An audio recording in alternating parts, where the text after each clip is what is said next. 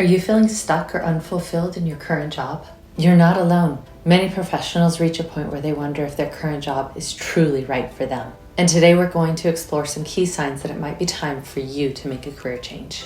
Last year, I walked away from a $500,000 career, and it was one of the hardest decisions that I ever made.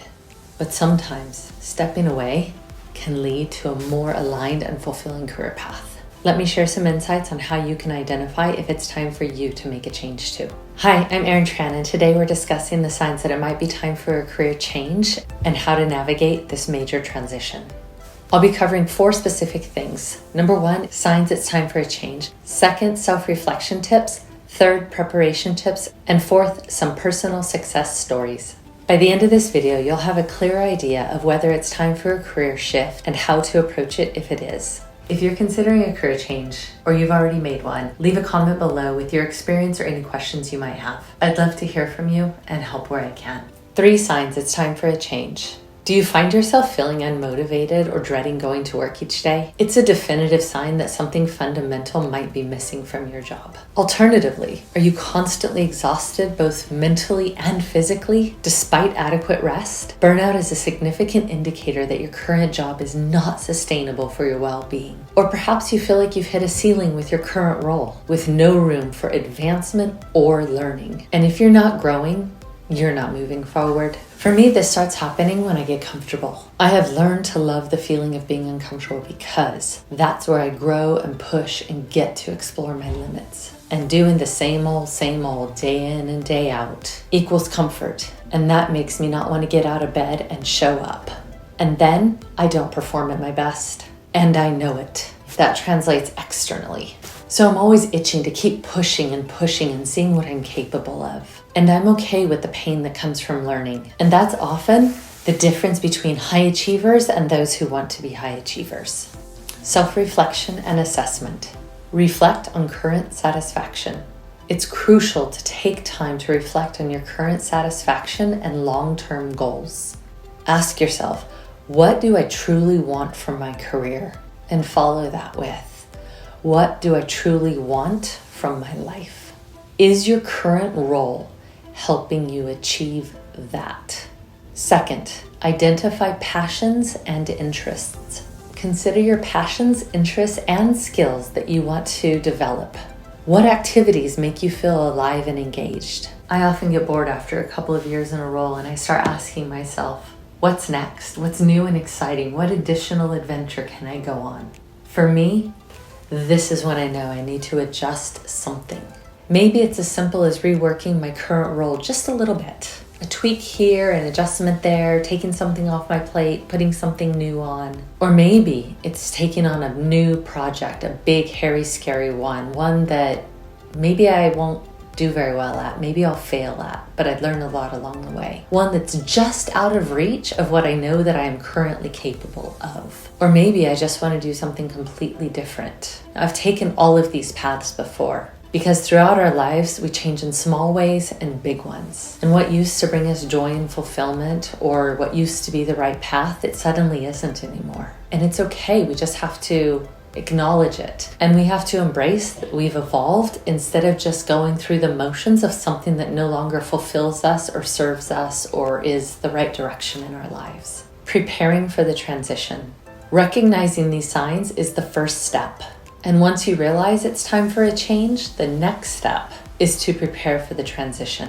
Ensuring you have a financial cushion is key to support you during the transition period. This might mean saving up for a few months before taking the leap.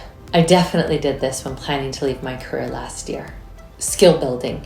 Identify any new skills or qualifications that you need for the career that you want to have and start acquiring them. Take online courses, attend workshops, or even go back to school if necessary. I did that. I went back and got my MBA at almost 40 years old. And when I wanted to shift from leading product teams in a professional services group, I took on a huge back office project while keeping my current role. That meant my work week was 40 hours in my current role and 20 to 30 hours with this big new project. It was a time when I gave a lot more time to work than I had been up to that point. But I did it for a reason. I did it because it was an opportunity to acquire an immense amount of new skills, to get exposure to an area of the business that I didn't have exposure to. So if you really stop and think about it, I was spending a normalized or efficient amount of time in my current job while spending a significant amount of time acquiring new skills and a better understanding of business so that I could make that transition officially. So yes, I worked a lot of hours, early mornings, late nights. But here's the secret sauce. I wasn't just putting in extra hours. I was adding enormous value with my current skills while adding new skills and a depth of understanding about another area of business to my arsenal. Therefore, the extra hours were actually me learning, and that was critical to my career pivot that followed immediately thereafter. Networking. Connect with professionals in your desired field to gain insights and build relationships. Attend industry events, join relevant online communities, and reach out on LinkedIn. Now, those late nights and early mornings exposed me and allowed me to work closely with high achievers in that new business area. I like to call this free networking. It was no additional time or effort on my part, but it resulted in them seeing who I was and me developing really strong new relationships with no additional time and energy on my part because I was already there to learn. And let me tell you, I was eagerly absorbing everything, and life at work was interesting and fascinating again. And it was hard and it was uncomfortable, and my brain was spinning with excitement and joy because I'd been watching paint dry, to be honest, for the last couple of years because it had gotten so routine, and I felt alive again. And believe me, that translated the energy and the desire to learn, the capacity to learn, the picking up of all of the new skills and things that translated, and it deepened the relationships because here was somebody coming in with a base set of value to add, but also someone who was eager to level up and become great at that area of the business. And nobody turns that down. And if taking on a side project at work isn't an option for you, I am an introvert and I don't tend to do networking events. And so I've created a video on 9 ways to network without going to networking events that I think of as modern networking. So I will leave that here and linked below so that you can catch up on that if that's something that is relevant for you. Success stories. Now, I've changed careers a few times, and each transition has taught me a ton of valuable lessons. And I discussed one of my most significant career changes in this video here, why I walked away from a $500,000 plus career. I will leave it linked in case you want to catch up on my story. I won't go into that in this video, but it was my biggest career change yet. And there are countless examples of other people who have successfully transitioned careers and found greater fulfillment. Some, like me, started their own businesses while others moved into entirely different industries. A friend of mine has gone from project management in the tech space into sustainable food. In each of the stories that I've heard over the past few years, the thing that connects them all together is this shared desire to do something more fulfilling and seeing money and how you spend your time as tools rather than the end goal. If you told me a year ago that I would start making YouTube videos, I would have laughed out loud. Me, Erin, I'm the girl who stays out of sight of the camera. I stay off stages. Even in my personal life, I'm always the one trying to take the photo, so I'm not in the photo. And yet when I pause and everything gets silent and I ask myself how I want to contribute now, I know the answer. And I knew it in December when I started making these videos.